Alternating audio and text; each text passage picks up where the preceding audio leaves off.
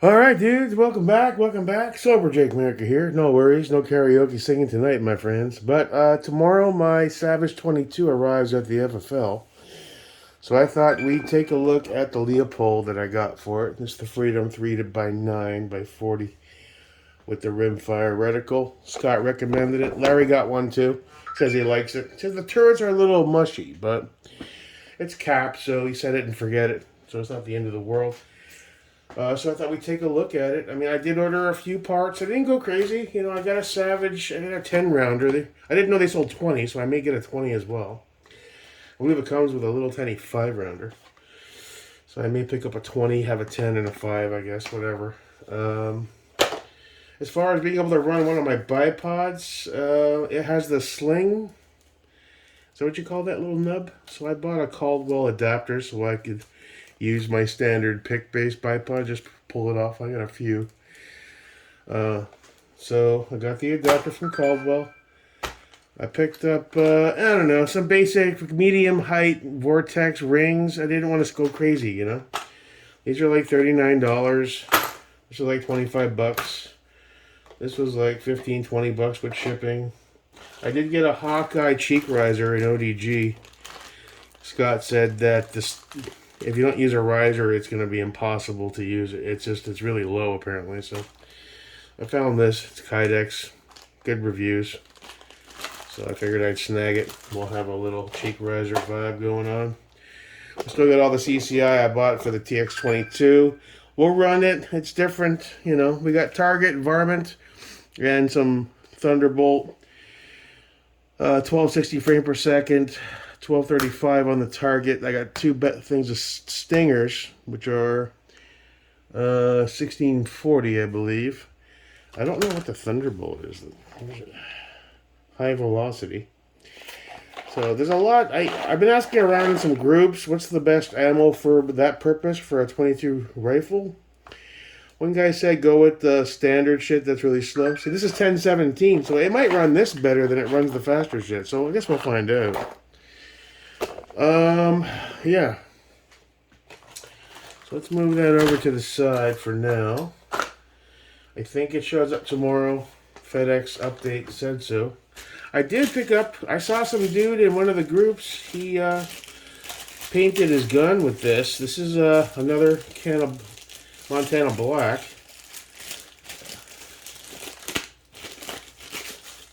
And it's a really close match to like a FTE slash like a Coyote vibe. And it should be flat. It's called Bombay. So I thought we'd give that a try with something. I don't know what yet. Oh, my phone's going ding, ding, ding.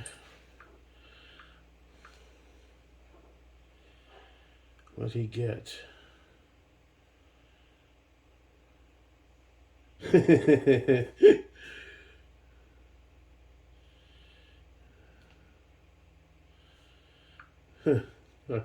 He says, grand total of the quads I bought is $42,000. Yeah, right. Cool.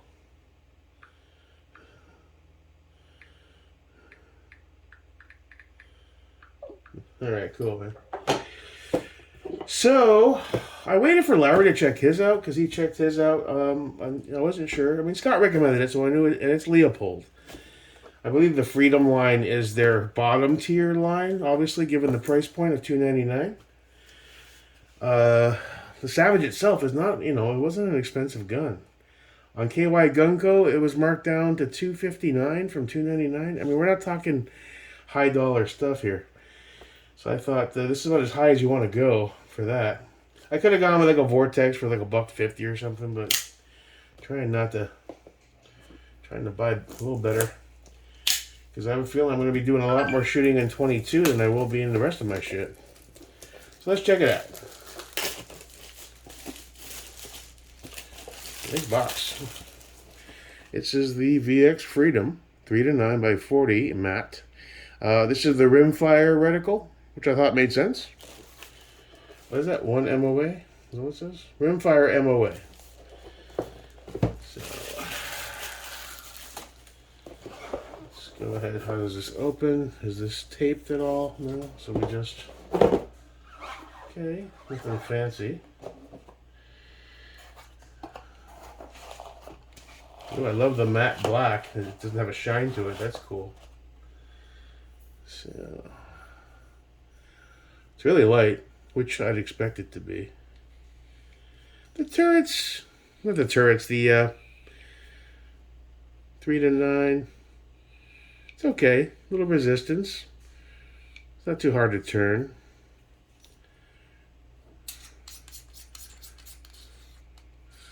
I saw a video on how to tell a fake Leupold from a real. The real ones have black lettering around the band, and this is much lighter on the fakes. And it said, and these caps are much taller on the fakes as well. So, quarter MOA turns, that's cool. Not really an audible. I see what he's talking about. The turrets are like, eh. You can feel them engaging, but there's like barely any audible click. But again, it's you set it and forget it.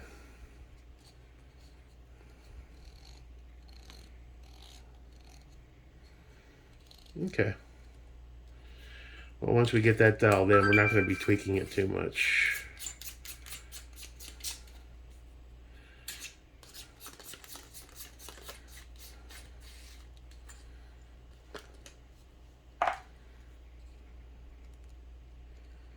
Yeah, there's not a whole lot of... I mean, tactically, you can feel it engaging in every detent. You can feel that detent engaging. I'm just used to turrets that are louder on my fancier stuff. That's cool. The one really big benefit is the glass on these is supposed to be stellar. What are we dialed into? 3? It's really nice, actually.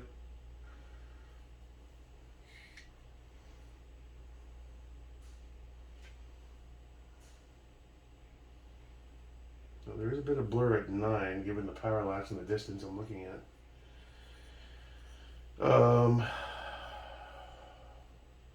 Now you can't dial, you can't focus it, right? Oh, you can. Okay. I don't know why I thought that. So if I go to 9, I'm just looking at my fridge, the Rottweiler statues next to Bear's urn. So it's not that far away. I was trying to, should have done this in the daytime, outside. Alright, well, we'll do that. So overall, I mean, it looks solid for its purpose. I mean,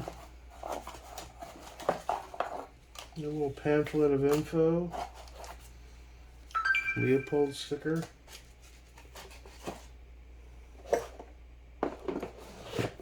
And there you have it. There's nothing much to discuss. I think it's going to be, and I think these rings will be fine. These are 30 mil. So I didn't think I needed something too fancy for the mount on something like this. It's 22.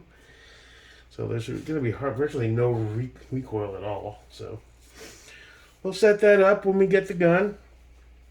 And I'll throw the adapter on so we can throw a bipod on. I mean, you can always use a bag, but I like having a bipod. It'll give me an excuse at some point in the near future to get a better bipod for my larger stuff. Maybe grab an Atlas or something like that when I have the cash. We'll see. There's always something to buy. Need to be rich. So that's it. Short and sweet. That's the Leupold Freedom. We'll check it out once the gun gets here tomorrow. We'll bring it home, take a look at it, and then I'm going to get that mounted up. And soon after, get my ass over to the club and get this zeroed and have a little fun with it. It is a bolt gun. I didn't get a semi-automatic if they make one. I tried Scott's, and I was like, you know what, this is probably good to see if I want to get into some bolt stuff in the future. You know, but from what I can tell, that stuff gets even more expensive than ARs. And the quality, it ranges wide. So, gotta start somewhere. So we're going to start with the Savage. And it's 22. So I'll be able to get out there with the Taurus 22 and do some pistol, and the Savage 22 and do some rifle.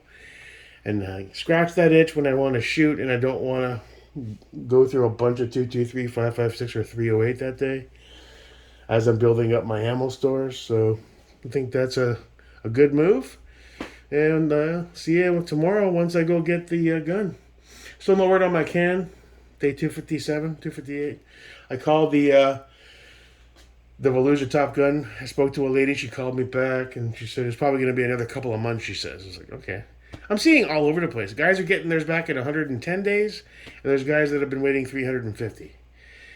And they're bouncing around, which makes no sense. They should at least handle each one as it arrives. I mean, I guess if there's like if you have a generic name and there's conflicts that come up and they have to do a deeper dive, I get it, I guess. But it's been 506 days or whatever. I want my property, I want my can. So hopefully we'll get some good news soon on the damn can. That's it. Tomorrow, hopefully that arrives. It's supposed to. I'll head down, score that, bring it back. We'll take a look at it. Get the adapter and a bipod, throw it on. We'll mount the scope, level it, and then get out to the damn range as soon as possible to get some first shots on it. So, hope you're having a good week so far. Stay safe. Till next time, your pal, Jake America.